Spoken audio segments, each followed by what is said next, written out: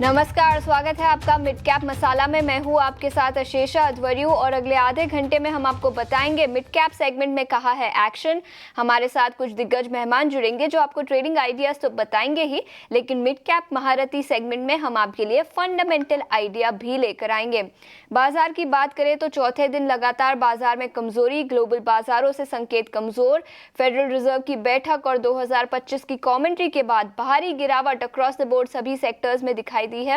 Nifty 24,000 के नीचे फिसलता हुआ, बैंक निफ्टी 550 अंकों की कमजोरी के साथ कारोबार और करीब 850 अंकों की गिरावट सेंसेक्स पर भी दिखी है। सेक्टर वाइज देखें तो फार्मा इंडेक्स में भारी गिरावट के बाद आज के ट्रेडिंग सेशन में कमजोरी दिखी है। निफ्टी फार्मा इंडेक्स करीब 1.5% ऊपर कारोबार कर रहा है और इंडिविजुअल स्टॉक्स की बात करें तो इप्का लैब्स 5% ऊपर, डॉक्टर रेड्डीज, जेबी केमिकल, टोरेंट फार्मा सभी स्टॉक्स में 2.5 से 4% की तेजी दिखी है। लेकिन लूजिंग साइड पर आईटी शेयरों में भारी बिकवाली। एक्सेंचर के नतीजे आज शाम को निकल कर आएंगे। कमेंट्री क्या निकल कर आती है डिमांड को लेकर, उस पर सबकी नजर रहेगी। लेकिन निफ्टी आईटी इंडेक्स सबसे बड़ा सेक्टोरल लूजर।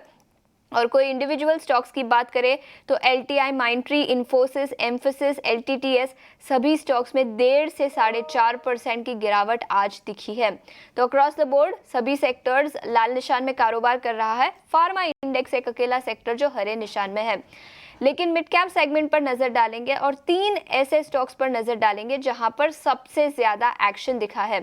सबसे पहले स्विगी, ब्रोकरेज की बुलिश रिपोर्ट के चलते स्टॉक में अच्छी खासी तेजी आज के ट्रेडिंग सेशन में दिखी है। जेपी मॉर्गन ने ओवरवेट की रेटिंग दी है, 730 रुपए प्रति शेयर का लक्ष्य दिया है।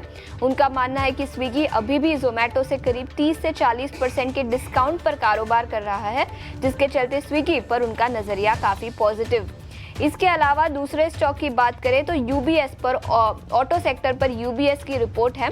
नेगेटिव कमेंट्री के चलते ऑटो शेयरों में गिरावट। रिटेल सेगमेंट में दिसंबर बिक्री में दबाव दिख सकता है, ऐसा यूबीएस का मानना, जिसके चलते ऑटो सेक्टर पर भी आज भारी गिरावट दिखी है। इसके अलावा फार्मा सेक्टर जहां पर तेजी है, उसी सेक्टर से लुपिन पर फोकस करेंगे।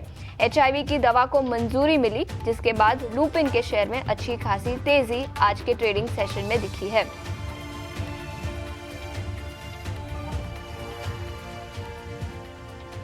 बिल्कुल, तो ये 3 स्टॉक्स मिड कैप सेगमेंट से जहां पर अच्छा खासा एक्शन आज के ट्रेडिंग सेशन में दिखा है।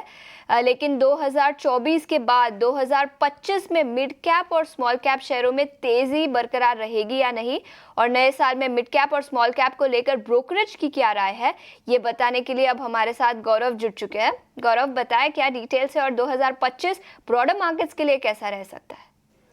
जी हाँ, तो बात करते हैं 2024 की। हमने देखा था कि स्मॉल कैप और मिड कैप में जो रैली थी वो वैसे ही कंटिन्यू रही थी। 2023 से ये जो रैली है वो हम लोग देख रहे थे स्मॉल और मिड कैप्स में। और इस साल की अगर बात करें तो इस साल में भी कहीं पे ये जो आउट परफॉर्मेंस है वो बरकरार रहा है, अगर हम बात करें लार्ज कैप के साथ उसको कंपेयर करें तो। और इसी के ऊपर एक काफ़ी अच्छा रिपोर्ट जो है वो जेफरीज की तरफ से हमें देखने को मिल रहा है। उनका मानना है कि अगर हम बात करें ओवरऑल जो रैली हुई है स्मॉल कैप और मिड कैप में, इसके चलते हुए कहीं पे अभी जो ईपीएस में ग्रोथ है उसके भी एक्सपेक्टेशन मार्केट के बढ़ते जा रहे हैं स्मॉल कैप और मिड कैप्स में। इसी के ऊपर उनका एक अच्छा रिपोर्ट आया है। उन्होंने अगर नंबर्स की बात करें तो कहीं पे उनका मानना यह है कि अब तक अगर बात करें 2024 में तो स्मॉल कैप और मिड कैप्स में कहीं पे 24% प्रीमियम हमें देखने को मिला है उनके अगर 5 साल के एवरेज के रिटर्न से हम कंपेयर करें तो। जबकि निफ्टी अगर बात करें कहीं पे तो वहाँ पे सिर्फ 6% का जो प्रीमियम है वो देखने को मिला था। इसी के ऊपर उनका मानना यह है कि आगे जाके अगर हम बात करें स्मॉल कैप और मिड कैप सेगमेंट की तो वहाँ पे जो ईपीएस ग्रोथ है वो 20% की रह सकती है। और अगर हम बात करें निफ्टी जो कि ब्रॉडर मार्केट है वहाँ पे 12% का ईपीएस ग्रोथ देखने को मिल सकता है। और इसी के साथ साथ उन्होंने ऐसे कहा है कि इस बार कहीं पे जो डाउन जो सेक्टर स्पेसिफिक के जगह पे कहीं पे स्टॉक स्पेसिफिक या फिर स्टॉक पिकिंग जो है वो काफ़ी ज़्यादा काम में आ सकती है स्मॉल कैप और मिड कैप में। इसी के साथ साथ उन्होंने कहीं पे बॉटम अप अप्रोच जो है वो उन्होंने दिया है, सलाह दी है बॉटम अप अप्रोच की। और इसी के साथ साथ कुछ ऐसे स्टॉक्स भी उन्होंने कहा है जहाँ पे हमें देखने को मिल सकता है आगे जाके अपसाइड। तो सबसे पहले अगर हम बात करें ऐसे स्टॉक्स जहाँ पे उनका मानना है कि 35% से भी ज़्यादा केगर में हमें देखने को मिल सकता है ईपीएस में ही, तो उसमें आता है एम्बर, नाइका, कोलगेट, इसी के साथ साथ एंटेरो, भारतीय हेक्साकॉम, ऐसे कुछ स्टॉक्स है। इसी के साथ उनका मानना यह है कि कुछ ऐसे भी स्टॉक्स है जहाँ पे आरओई में हमें 5% से भी ज़्यादा ग्रोथ देखने को मिल सकते हैं। और उसमें आते हैं कोलगेट, जुबिलेंट फूड्स, वोल्टा जैसे कुछ ऐसे स्टॉक्स जो स्मॉल कैप और मिड कैप में है। और आखिर में उन्होंने ऐसे भी कुछ स्टॉक्स लिस्ट किए हैं जहाँ पे 40% से भी ज़्यादा एक डिस्काउंट जो है वो हमें देखने को मिल रहा है फिलहाल वैल्यूएशन के बेसिस पे। और उसमें कुछ ऐसे स्टॉक्स हैं जो जहाँ पे उनका बाय रेटिंग बरकरार है। उसमें आते हैं अल्कार्गो लॉजिस्टिक्स, न्यूजेन, HEG, KEI। तो कई सारे स्टॉक्स जो है वो उन्होंने हाईलाइट किए हैं यहाँ पे। बट ओवरऑल उनका मानना यह है कि आगे जाके कहीं पे बॉटम अप अप्रोच जो है वो ज़्यादा बेहतर रहेगा स्मॉल कैप और मिड कैप के लिए। तो 2025 में ये स्मॉल कैप और मिड कैप की रैली कंटिन्यू रहेगी या नहीं वो देखना काफ़ी ज़रूरी रहेगा। बट फिलहाल के लिए जेफरीज की तरफ से कुछ ऐसे नाम जहाँ पे एक अच्छा जो बुलिश व्यू है वो बनते हुए देखने को मिल रहा है। स्टॉक स्पेसिफिक आइडियाज जेफरीज ने अपने ब्रोकरेज रिपोर्ट में दिए हैं। गौरव, शुक्रिया पूरी डिटेल्स के साथ हमारे साथ जुड़ने के लिए। लेकिन इस बीच एंजल वन के senior vice president Amardev Singh भी हमारे साथ जुड़ चुके हैं। अमर, बहुत बहुत शुक्रिया समय निकालकर जुड़ने के लिए। बाजार में भारी गिरावट दिखी है, ग्लोबल बाजार से संकेत काफी कमजोर रहे हैं, लेकिन इंडेक्स लेवल पर ट्रेडिंग के लिहाज से क्या रणनीति बनानी चाहिए? देखिए, इंडेक्स में ओवरऑल तो सेलिंग प्रेशर ही हमें फिलहाल देखने को मिल रहा है, बिकॉज हाई लेवल्स पे एक सेलिंग प्रेशर है। और जो मेजर इंडेक्स हैवी वेट्स हैं, चाहे वो रिलायंस हो, HDFC बैंक हो, तो जिनका ऑलमोस्ट 20% वेटेज है, तो वहां भी हम लोगों ने एक सेलिंग प्रेशर ही देखा है। तो इस कारण से, और जैसा मोस्ट इम्पोर्टेंट था कि सेलिंग प्रेशर तो हम देख ही रहे थे, लेकिन साथ में यूएस फेडरल रिजर्व के जो रेट कट के बाद उन्होंने ये इंडिकेशन दिए कि 2025 में there could be only 2 rate cuts, because जो इन्फ्लेशन को वो 2% पे अपना बेंचमार्क पे लाना चाहते हैं, that is still a far away, and the US economy is in a far better shape. So they might not go in for 4 rate cuts, जो पहले जिसकी बात की जा रही थी, एक्सपेक्टेशंस, मार्केट्स की एक्सपेक्टेशंस से 4 रेट कट्स होंगे। इसका मतलब ये हुआ कि रेट कट्स जो होंगे वो दो, अभी तो उन्होंने कहा कि 2 होंगे, 2 हो सकते हैं। और उसका ये इम्पैक्ट रहा कि जो यूएस डॉलर जो है वो स्ट्रेंथन किया अगेंस्ट मेजर करेंसीज, और सारे मार्केट्स में, ग्लोबल मार्केट्स में भी एक सेलिंग देखने को मिली। उसका असर हमारे मार्केट्स पे भी देखने को मिला। और टेक्निकली यदि मैं देखूं तो टेक्निकली जो है वो कहीं ना कहीं हायर लेवल्स पे, मैंने पहले भी काफी चैनल्स पे कहा है कि जो हायर लेवल्स पे जो है वो सेलिंग प्रेशर है, बिकॉज जो मार्केट का स्ट्रक्चर है from an intermediate term perspective वो नेगेटिव है। लॉन्ग टर्म पर्सपेक्टिव तो मैं बोलूंगा कभी भी पॉजिटिव है, but intermediate term perspective negative है। और कुछ जो टेक्निकल इंडिकेटर्स हैं, दे आर वेरी बेरिश। तो इससे जब भी ऐसा होता है तो व्हाट यू सी इज कि मार्केट यदि बाउंस बैक करता भी है, जो अभी रिसेंटली हम लोगों ने देखा 23,200 प्लस से निफ्टी में एक रैली देखी, और अच्छी रैली दिखी, लेकिन हायर लेवल्स पे 24,700 800 लेवल्स पे वहां सेलिंग प्रेशर आ गई। और वहां से रफली अराउंड फिर 800 900 पॉइंट्स के हम लोगों ने 800 पॉइंट्स प्लस की हम लोगों ने करेक्शन देखी। तो जब भी ये इंटरमीडिएट टर्म ट्रेंड में ऐसी वीकनेस रहती है, ट्रेंड ये जो इंडिकेटर्स है काफी नेगेटिव रहते हैं, तो उसका इफेक्ट हमें देखने को मिल रहा है। साथ में जो पॉजिटिव ट्रिगर्स का जो अभाव है मार्केट में आज के दिन, फॉर एग्जांपल पॉजिटिव ट्रिगर्स भी नहीं है वैसे, तो वो भी that also is not supporting. And apart from that जो एक्सपेक्टेशंस है कि डोनाल्ड ट्रंप आते हैं तो क्या रहेगा, वो भी कहीं ना कहीं मार्केट्स जो है वो फैक्टर इन करने की कोशिश कर रहे हैं। तो ये सब कुछ कारण है जो मार्केट्स को प्ले कर। और ऐसे भी ये ईयर एंड आ रहा है, तो अब क्रिसमस सीजन भी आएगा, तो कहीं ना कहीं जो प्रॉफिट बुकिंग भी आती है वो भी हमें देखने को मिल रही है। तो ये नजरिया इंडेक्स लेवल पर, और कुछ स्टॉक स्पेसिफिक आइडियाज भी आपके पास जानेंगे, लेकिन उसके पहले रियल एस्टेट सेक्टर पर एक नजरिया ले लेते हैं। याद रखिए 2024 में निफ्टी रियल एस्टेट इंडेक्स सबसे बड़ा सेक्टोरल गेनर रहा है, और लग्जरी घरों की डिमांड और नए प्रोजेक्ट की तैयारी को लेकर हपटाउन के प्रमोटर रुशांक शाह अब हमारे साथ जुड़ चुके हैं। रुशांक, बहुत बहुत शुक्रिया समय निकालकर ईटी नाउ स्वदेश के साथ जुड़ने के लिए। और सबसे पहले आपके घाटकोपर प्रोजेक्ट की बात करते हैं, जहां पर आपने डेवलपमेंट एग्रीमेंट साइन किया है। किस तरह के रेवेन्यूज और नेट सरप्लस हम इस प्रोजेक्ट में देख पाएंगे? जी, मुझे शो पे बुलाने के लिए बहुत बहुत थैंक यू। जो हमारा घाटकोपर प्रोजेक्ट है उसमें 6 टावर है। तो एक टावर में हमने डेवलपमेंट मैनेजमेंट अग्रीमेंट साइन किया है। तो वो खाली वो टावर का टोटल सेल वैल्यू जो रेवेन्यू एक्सपेक्टेड है वो करीब 240 से लेके 275 करोड़ का है। और ये जो टोटल कारपेट एरिया है वो 1,15,000 स्क्वायर फुट कारपेट एरिया है। जो इम्पोर्टेंट चीज है यहाँ नोट करने के लिए, ये पूरा टावर जो है वो FY 2026 में ही पूरा हो जाएगा। तो इसके जो फ्री कैश फ्लोज है वो हपटाउन को FY 26 में ही अक्रू होना चालू हो जाएंगे। और जो हमारा ये राइजिंग सिटी प्रोजेक्ट है, टोटल 6.5 लाख फुट का प्रोजेक्ट है और उसमें 6 टावर है। तो इसका टोटल जो ग्रॉस सेल वैल्यू जनरेट होगा अपटाउन के लिए, वो करीबन 1,000 से लेके 1,200 करोड़ का है। और इसके जो पहले 5 टावर है, उसका फाइनेंसिंग एसबीआई वेंचर्स, मतलब Swami fund of Government of India ने क्लोज किया है। बिल्कुल। और आपकी कंपनी की आर्म रेयर टाउनशिप्स और गोपानी रियल्टी ने भी कुछ अरेंजमेंट किया है। कैसे टाइप की अरेंजमेंट है और आपकी कंपनी को इसके चलते कैसा फायदा होगा? जी, जो गोपानी रियल्टी है वो भले रियल एस्टेट में एक नया प्लेयर है, हालांकि वो एक कैश रिच कॉर्पोरेट हाउस है। तो उनका जो पैसा प्रोजेक्ट में आता है, जो A6 टावर के लिए स्पेसिफिकली डेवलपमेंट मैनेजमेंट में जो पैसा आ रहा है, उस वो पैसे से हमको लगता है अपटाउन को भी काफी फायदा है, बिकॉज ये पेएबल व्हेन एबल स्ट्रक्चर में है। दैट इज, इसका पूरा रीपेमेंट खाली सेल्स सरप्लस से होता है प्रोजेक्ट से। इसका ये मतलब है कि there is no pressure quarter on quarter या मंथ ऑन मंथ रीपेमेंट का। मतलब जो भी कस्टमर का पैसा आता है या जो पैसा आता है वो पहले प्रोजेक्ट कंप्लीशन में जाता है। इस वजह से प्रोजेक्ट का जो कंप्लीशन है वो एकदम फास्ट खत्म होगा। इस वजह से जो अल्टीमेटली फ्री कैश फ्लोज ये प्रोजेक्ट से जनरेट होंगे, वो कंपनी को it will be given to the company in a much faster manner. और ये वजह से RERA commitments and possession dates भी ऑन टाइम कस्टमर को अचीव किया जाएगा। मतलब ये प्रोजेक्ट यही साल में FY 26 में खत्म होगा। और ये जो भी पैसा गोपानी जी डाल रहे हैं, वो पैसा जो है वो पेएबल व्हेन एबल स्ट्रक्चर में हपटाउन ने लिया हुआ है। तो हपटाउन के जो कॉर्पोरेट कैश फ्लोज है वो कई और अपॉर्चुनिटीज में यूज हो सकते हैं। तो आपके लिए कैश फ्लोज कई और अपॉर्चुनिटीज में यूज हो सकते हैं। लेकिन आपने राइजिंग सिटी प्रोजेक्ट के बारे में चर्चा की, उसका फेज 1 अब पूरी तरह से फाइनेंशियली क्लोज हो चुका है। क्या आप हमें बता सकते हैं उसकी डिलीवरीज कब तक शुरू होगी?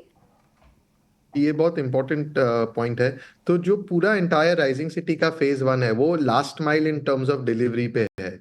इसका पूरा शेड्यूल मई 2025 और 2026 में पूरा होगा। तो जो 6 टावर है वो all 6 towers will be delivered March 2026 तक। इसका ये मतलब है कि जो 1,200 करोड़ के रेवेन्यूज है, ऑल ऑफ देम, पूरे रेवेन्यूज अपटाउन को यही साल में अक्रू होंगे, मार्च 26 में, अप टू 26 में। नजरिया इस प्रोजेक्ट को लेकर। लेकिन इसके अलावा इंडस्ट्री आउटलुक को के बारे में चर्चा करें तो महाराष्ट्र में हाल ही में इलेक्शंस हुए और अब पॉलिटिकल स्टेबिलिटी भी रहेगी। तो इंडस्ट्री के लिए रियल एस्टेट सेक्टर के पर्सपेक्टिव से क्या ग्रोथ अपॉर्चुनिटीज आपको महाराष्ट्र में नजर आती है और इसके चलते आपकी कंपनी को क्या फायदा होगा? जी, जो भी इंफ्रास्ट्रक्चर पॉजिटिव गवर्नमेंट कभी भी आता है, या तो सेंटर में या स्टेट में, तो उससे रियल एस्टेट बायर्स को भी और रियल एस्टेट डेवलपर्स को भी काफी फायदा रहता है।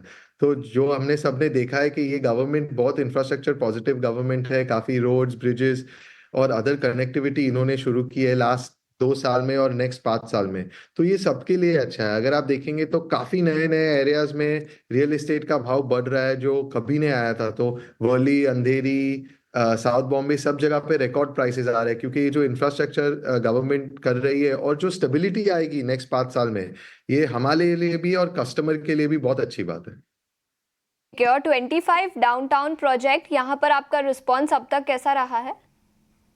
जो 25 डाउनटाउन है वो साउथ बॉम्बे का one of the best luxury projects है। तो यहाँ का response so far has been very good for the company. तो जो पहले 2 टावर थे वो तो ऑलमोस्ट सोल्ड हो गए, और हमने तीसरा टावर भी लॉन्च, अक्टूबर में तीसरा टावर भी लॉन्च किया है, उसका रेरा भी आ गया है। लग्जरी सेगमेंट के बारे में बात करें तो कोविड के बाद एक बड़ा बूम दिखा था लग्जरी अपार्टमेंट्स के लिए। अभी इंडस्ट्री लैंडस्केप कैसा है और इन सेगमेंट पर इन पर्टिकुलर आपका नजरिया क्या रहेगा? जी, हमारे मेजॉरिटी प्रोजेक्ट्स बॉम्बे सिटी में और लग्जरी सेगमेंट में है। अगर आप देख रहे हैं तो कोविड के बाद काफी न्यूज में भी आया है कि लोग बड़े फ्लैट ले रहे हैं और पर स्क्वायर फुट भाव भी बढ़ता जा रहा है। तो जैसे हमारा लैंड कॉस्ट काफी कंपेटिटिव है या काफी प्लेयर्स से कम है, तो ये जो प्राइस बढ़ रहा है वो हमारे लिए बहुत अच्छी बात है। और ये जो डिमांड बढ़ रहा है, इसके वजह से काफी बॉटम लाइन को इम्पैक्ट आएगा, क्योंकि हमारे काफी प्रोजेक्ट्स लग्जरी सेगमेंट में है। तो luxury segment is doing very well, Hubtown के लिए भी और पूरे बॉम्बे के लिए भी। रुशांक, बहुत बहुत शुक्रिया समय निकालकर हमारे साथ जुड़ने के लिए और इंडस्ट्री डायनामिक्स और आपने कंपनी के कुछ नए प्रोजेक्ट लॉन्चेस के बारे में बताने के लिए शुक्रिया समय निकालकर जुड़ने के लिए। में भारी गिरावट, 250 अंकों की गिरावट के साथ 24,000 के नीचे निफ्टी फिसलता हुआ, लेकिन मिड कैप सेगमेंट में खबरों के दम पर कहां पर एक्शन दिखा है ये बताने के लिए अब हमारे साथ रविंदर जुड़ चुके हैं। रविंदर, बताएं। जी आशीषा, तो खबरों वाली शेयर्स की बात करेंगे, लेकिन सबसे पहले हम देख लेते हैं निफ्टी मिड कैप इंडेक्स की, जहां पर निफ्टी मिड कैप इंडेक्स में हमें जो है 0.4% की गिरावट देखने को मिल रही है और ये लगातार तीसरा सेशन है मिड कैप इंडेक्स में गिरावट का। मिड कैप इंडेक्स के जो 70% से ज़्यादा स्टॉक्स जो अपने लाल निशान पर ट्रेड कर रहे हैं।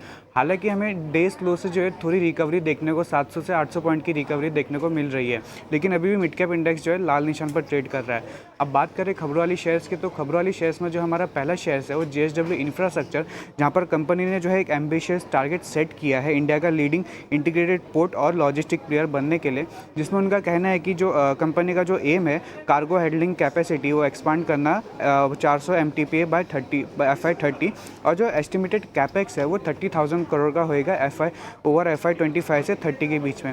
कंपनी का कहना है कि जो थर्ड पार्टी कार्गो जो है उसमें इंक्रीज हुआ है, जो FY19 में 5% था वो H1 FY25 में 48% पर देखने को मिला।